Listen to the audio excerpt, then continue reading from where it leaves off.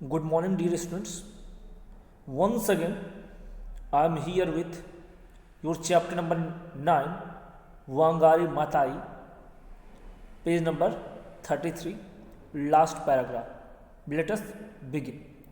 In this year's prize, the Norwegian Nobel Committee has placed the critical issue of environment and its linkage to democracy and peace before the world. So in this year's prize, वांगारी माता की इस year का जो prize था उसमें Norwegian Nobel जो committee थी उसने जो इन्वायरमेंट को लेकर जो क्रिटिकल इश्यूज थे उसको उसने रखा और एंड इट्स लिंकेज, और उन्होंने कहा कि जो इन्वायरमेंट के हमारा जो क्रिटिकल इश्यूज है इसका लिंक किससे है? डेमोक्रेसी से, पीस से है बिफोर दी वर्ल्ड। तो जो नॉर्वेजियन नोबल कमेटी थी उसने इन्वायरमेंट से रिलेटेड जितने भी क्रिटिकल इश्यूज थे और इन्वायरमेंट से जो इस इन्वायरमेंट से जुड़े हुए लिंक कौन थे इसके? Democracy and piece. इन सब इश्यूज को उन्होंने संसार के सामने रखा। तो जो नॉर्वेजियन नोबल कमेटी थी उसने पर्यावरण को लेकर जो सवाल थे, डेमोक्रेसी को लेकर सवाल थे और जो शांति को लेकर जो ये सब सवाल थी, ये सारे सवाल उन्होंने संसार के सामने क्या किए? प्रस्तुत किए, संसार के सामने पेश किया, संसार के सामने उठाया। For their visionary action I am profoundly grateful. और करें कि उनके विजनरी एक्शन के लिए मैं क्या हूँ? मैं उनका बहुत ही ग्रेटफुल हूँ, मैं उनकी बहुत थैंकफुल हूँ कि उन्होंने क्या किया, मुझे इस लायक समझा। Recognizing the development, democracy and peace are indivisible is an idea whose time has come. उन्होंने कहा recognizing the development, विकास को पहचान, डेमोक्रेसी प्रजातंत्र और पीस शांति आर इंडिविजुअल। कह रहा है कि ये जो डेवलपमेंट है और ये जो डेमोक्रेसी और ये जो पीस है ये अपने आप में क्या है? इंडिविजुअल है। मतलब it can not be separated, it can not be divided. उन्होंने कहा कि जो डेवलपमेंट है, डेमोक्रेसी है और जो पीस है ये अपने आप में क्या हुए? जुड़े हुए हैं, इनको हम अलग नहीं कर सकते। जो डेवलपमेंट हो गया, डेमोक्रेसी हो गया, पीस हुआ, ये एक तार में क्या हुए? जुड़े हुए हैं, इनको हम अलग नहीं कर सकते। Is an idea whose time has come. और अब इसी विचार का कि डेवलपमेंट, डेमोक्रेसी और पीस ये तीनों एक दूसरे से जुड़े हुए हैं, ऐसे विचार की, ऐसी सोच का समय अब आ चुका है। My inspiration partly comes from my childhood experiences and observations of nature in rural Kenya. तो वांगारी माता बताती है कि नेचर को लेकर उसकी स्टार्टिंग कहाँ से हुई थी? बचपन से ही। उसने जो चाइल्डहुड एक्सपीरियंसेस किए थे बचपन से ही, वो गांव में रही थी, उसने गांव में खेतों में नेचर को बहुत ही नज़दीक से देखा था और उसने नेचर को बहुत ही अच्छी तरीके से ऑब्जर्व किया था। क्योंकि जो वांगारी माता थी वो केन्या के रूरल एरियाज में रही थी, वो केन्या के ग्रामीण क्षेत्रों में रही थी और बचपन से ही गांव में रही थी। तो बचपन से जब वो गांव में थी तो वो नेचर के बहुत नज़दीक थी, उसने नेचर को बहुत ही नज़दीक से देखा। और तो नेचर को लेकर जो उसका एक्सपीरियंस है वो बचपन से ही है। एज ए चाइल्ड, वो जब छोटी बच्ची थी तभी से वो क्या नेचर से जुड़ी रही, उसने नेचर को बहुत नज़दीक से देखा। इसीलिए जो वांगारी माता का जो एक्सपीरियंस है नेचर के प्रति, नेचर के बारे में, वो बहुत तगड़ा है। क्योंकि बचपन से ही ज़मीन से जुड़ी रही, नेचर से जुड़ी रही, वो गांव जैसे एटमॉस्फेयर में रही, तो उसको नेचर के बारे में बहुत ही अच्छी जानकारी थी और वहीं से उसको क्या हुआ? इंस्पिरेशन मिला। वो जब अपने रूरल एरियाज में थी तो वहीं से वो क्या हुई? इंस्पायर्ड हुई नेचर को लेकर। It has been influenced and nurtured by the formal education I was privileged to receive in Kenya, the United States and Germany. तो कह रहा कि और it has been influenced, और कह रहा कि नेचर को लेकर ये जो मेरी थिंकिंग थी वो क्या हुई? और ज़्यादा इन्फ्लुएंस हुई कि जब मुझे केन्या में पढ़ने का मौका मिला, यूनाइटेड स्टेट्स और जर्मनी में पढ़ने का मौका मिला, तो वांगारी माता कह रही कि मैं अपने आप को थैंकफुल मानती हूँ कि मुझे एजुकेशन शिक्षा प्राप्त करने का मौका मुझे केन्या, यूनाइटेड स्टेट्स और जर्मनी में मिला। इन सब जगह से पढ़ने के बाद मैं क्या हूँ, मैं वहाँ से काफ़ी इन्फ्लुएंस्ड हुई। केन्या, यूनाइटेड स्टेट्स और जर्मनी में पढ़ने के बाद मैं क्या हूँ, मैं काफ़ी इन्फ्लुएंस्ड हुई और मेरी जो सोच थी वो नेचर को लेकर और ज़्यादा तगड़ी हो गई। तो उसने क्या किया कि एजुकेशन की वजह से मैं आज इस मुकाम पर पहुंची हूँ। मैंने formal education in Kenya, United states और जर्मनी से मैंने क्या किया, रिसीव किया, ग्रहण किया, और जिसके वजह से आज मैं नेचर को इतने अच्छी तरीके से जान पा रही हूँ। As I was growing up I witnessed forest being cleared and replaced by commercial plantation. As I was growing up, Wangari Maathai करते जैसे जैसे मैं बड़ी हो रही थी, आई विटनेस्ड मैंने देखा, मैं साक्षी थी, forest being cleared and replaced by commercial plantations. Wangari Maathai ने कहा कि जैसे जैसे मैं बड़ी हो रही थी मैंने अपनी आंखों के सामने से देखा कि जो जंगल थे वो क्या करते थे, काटे जा रहे थे और उनकी जगह पे कॉमर्शियल फैक्ट्रीज स्थापित हम कह सकते हैं इस्टेब्लिश्ड की जा रही।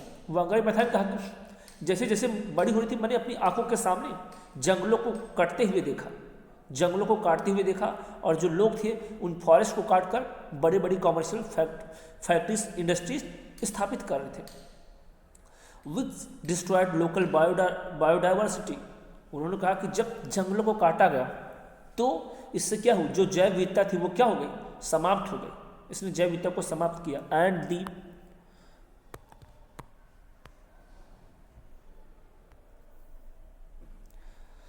Capacity of the forest to conserve water. तो पेड़ों के कटने की वजह से एक तो एटमॉस्फेयर इन्वायरमेंट प्रदूषित हो गया, और capacity of the forest to conserve water, जो फॉरेस्ट जो वाटर को कंजर्व कर लेते थे उनकी वो कैपेसिटी क्या हुई, खत्म हो गई। मिट्टी की जो उर्वरक क्षमता थी वो भी क्या हुई, धीरे धीरे नष्ट होना शुरू हो गई। In 1977 when we started the green belt movement, Wangari Maathai कहती कि 1977 में 1977 में जब हमने ग्रीन बेल्ट मूवमेंट की शुरुआत की, I was part responding to needs identify rural women. तो वांगारी मैथाई करके जब मैंने 1977 में ग्रीन बेल्ट मूवमेंट की शुरुआत की तभी मैं समझ गई थी कि जो रूरल वुमेन्स हैं, जो ग्रामीण महिलाएं हैं, उनकी ज़रूरत क्या है, उनकी बेसिक नीड्स क्या है, उसी टाइम पे मैं समझने लगी थी।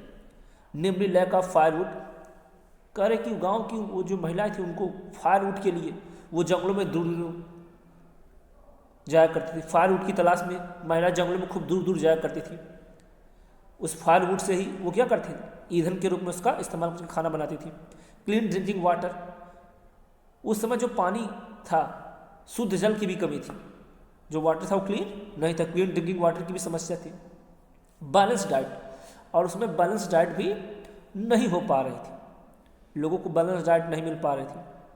And in shelter and income, और लोगों को शेल्टर, क्योंकि जंगलों की कटाई हुई तो रहने की जगह मिली थी। एंड इनकम, और जो लोगों की मेन समझ थी वो इनकम, उनके पास उतनी अच्छी आय भी नहीं थी कि लोग अपनी गुजारा ठीक से कर सके। तो उसने देखा कि उस समय महिलाओं को फायरवुड की समस्या होती थी, शुद्ध पानी पीने की व्यवस्था नहीं थी, उनकी जो डाइट थी वो बैलेंस से संतुलित नहीं थी, रहने के लिए उनकी ठीक से जगह नहीं थी, और जो सबसे बड़ी जो वीकनेस थी, जो कमजोरी थी, वो जो फॉल्ट था वो क्या था कि उनके पास इनकम के उतने पर्याप्त साधन नहीं थे। Throughout Africa women are the primary caretakers holding significant responsibility for tilling the land and feeding their families. करे पूरे अफ्रीका में देखा जाए तो जो महिलाएं होती हैं वो प्राइमरी, जो महिलाओं का जो मेन काम होता है, पूरे अफ्रीका में महिलाएं ही केयर टेकर का काम करती हैं, और वही क्या करती हैं, उन्हीं की रिस्पॉन्सिबिलिटी है कि खेतों की जुताई करना और अपने फैमिली को भोजन उपलब्ध करवाना। तो कह रहे कि पूरे अफ्रीका में इन सब की जो रिस्पॉन्सिबिलिटी है फैमिली को चलाने की, वो महिलाओं के ऊपर होती है। वो उन्हीं का काम है कि केयर टेकर करना, अपने परिवार के सदस्यों की देखभाल करना, खेतों में काम करना और अपने परिवार को भोजन खिलाना, उनका भरण पोषण करना। तो देखा जाए कि सबसे बड़ी जिम्मेदारी अफ्रीका में महिलाओं की ही होती है। As a result, they are often the first to become aware of environmental damage as a resource become scarce and incapable of sustaining their families. तो इसका परिणाम ये हुआ कि अफ्रीका में जो सबसे पहले महिलाएं थी वो क्या हुई, जागरूक हो गई कि इन्वायरमेंटल ये जो हमारा डैमेज हो रहा है, ये जो हमारा पर्यावरण डैमेज हो रहा है, इससे क्या है रिसोर्सेज क्या हुए धीरे धीरे घटने लगे। तो इसका परिणाम ये रहा कि वहाँ की जो महिलाएं थी वो जागरूक होकर जान गई कि ये जो इन्वायरमेंट डैमेज हो रहा है इससे रिसोर्सेज क्या हुए धीरे धीरे घटने लगे। और जब रिसोर्सेज घटने लगे तो वो लोग समर्थ नहीं थे कि वो अपनी फैमिली का पालन पोषण कर सके। और जब खेती नहीं हो रही, जंगलों के अंदर कटाई हो रही, वो ठीक से खेती नहीं कर पा रहे हैं, तो वो अपने फैमिली का भरण पोषण कैसे करेंगे। तो ये इस तरह की दिक्कतें उनके सामने आना शुरू हुई। The women we work with recounted that unlike in the past, they were unable to meet their basic needs.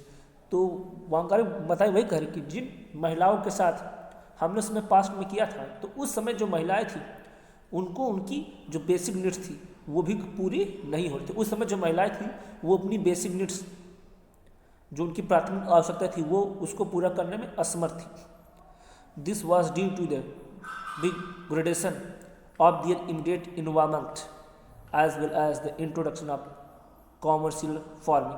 कह रहे हैं कि ये सब इसका उस समय की जो महिलाएं थी वो अपनी जो बेसिक नीड्स थी उसको भी पूरा कर पाने में असमर्थ थी। इसका जो रीजन था पर्यावरण में डिग्रेडेशन होना, मतलब गिरावट, पर्यावरण का घटना। जो पर्यावरण था वो दिन में दिन क्या हो रहा था, बिगड़ता चला जा रहा था। जो पर्यावरण था वो दिन ब दिन प्रदूषित होता चला जा रहा था। और दूसरा इंट्रोडक्शन ऑफ कॉमर्शियल फार्मिंग, और दूसरा वहाँ की जो गवर्नमेंट थी उन्होंने लोगों को कॉमर्शियल फार्मिंग करने के ऊपर बल दिया था। वहाँ की जो गवर्नमेंट थी वो लोगों को कहती थी आप कॉमर्शियल फार्मिंग करिए। कॉमर्शियल फार्मिंग मतलब कॉफ़ी और चाय की खेती करिए।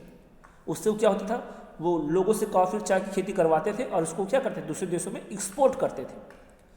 तो एक तो रीजन की इन्वायरमेंट दिन पर दिन बिगड़ता चला जा रहा था, पेड़ की कटाई हुई थी, और दूसरा वहाँ की जो सरकार थी वो लोगों को कॉमर्शियल फार्मिंग करने पे जोर देती थी कि आप कॉफ़ी और चाय इन सब की खेती करो, जिससे गवर्नमेंट इसको दूसरे कंट्रीज में एक्सपोर्ट कर सके और अच्छा मुनाफा कमा सके। Which replace the growing of household food crops.